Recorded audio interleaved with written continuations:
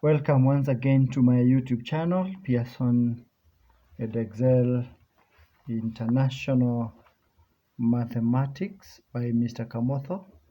This is another video where we are going to explain example number 8 of chapter number 6, whereby we will be dealing with the chain rule, and we'll get to another level of chain rule.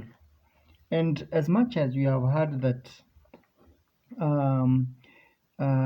using chain rule, dy dx is equals to dy du times du dx, that we have understood. But it's also important to note that we can write the chain rule using function notation. And function notation is now what you need to understand in this particular video. And the chain rule enables you to differentiate a function of a function, and in general, if y is equals to a general function of x, which is raised to power n, then dy dx becomes n function of x n minus 1, yani the differential, or rather the differential of the entire function, multiplied by the differential of the inner part of the function that is dealing with x. That is what we need to understand. And also, if y is equals to f, a function of another function which is within, we can already see that then dy dx is going to be equals to the differential of the entire function. You can see the entire function is noted by f, and the inner function is denoted by g. So we are going to have the differential of the entire function multiplied by the differential of the inner function. This part is the differential of the entire function and multiplied by the differential of course, the inner function. In most cases, the inner function is the one that has everything to do with x. And with this, we just go direct to example 8 on page 129 of Pure Mathematics 3. And we are saying that given that y is the root of 5x squared plus 1, then find dy dx at 4, 9, the gradient of this function at the point 4, 9. And it goes without saying, we have already the function of another function, and y is equals to the root of 5x squared plus 1.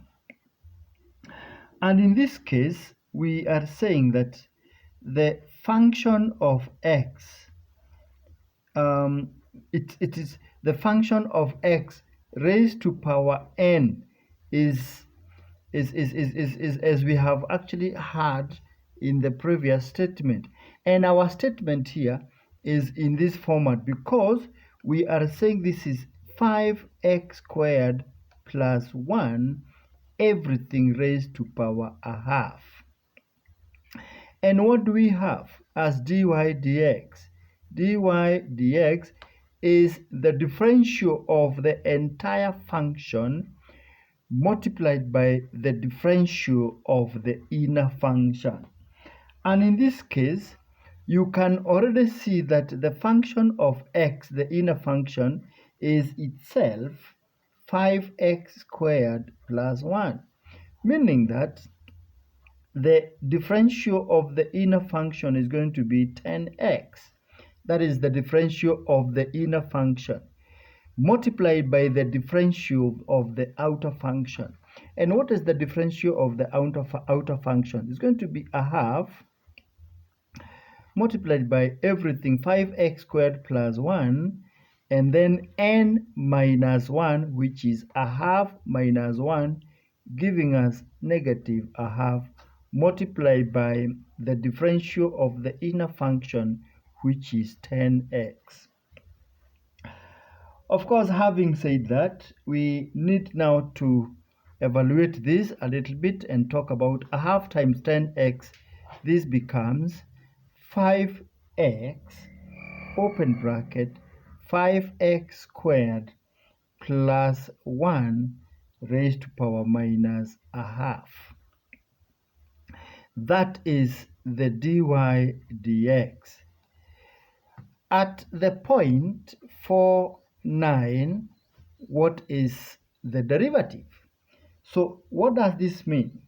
This means we could even rewrite this as 5x all over 5x squared plus 1 now raised to power half, or rather the square root, so that we can entirely talk of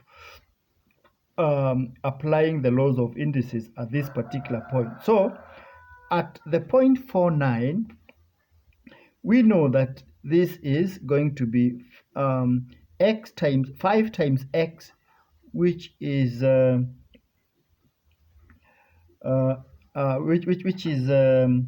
which is what? Which is 20. 5 times 4, which is 20, all over 5x squared, and x is 16. X being 16, 5 times 16 is x is 4. So 16 times 5 gives us 80. 16, this is x squared, 4 squared, 16 times 5 is 80.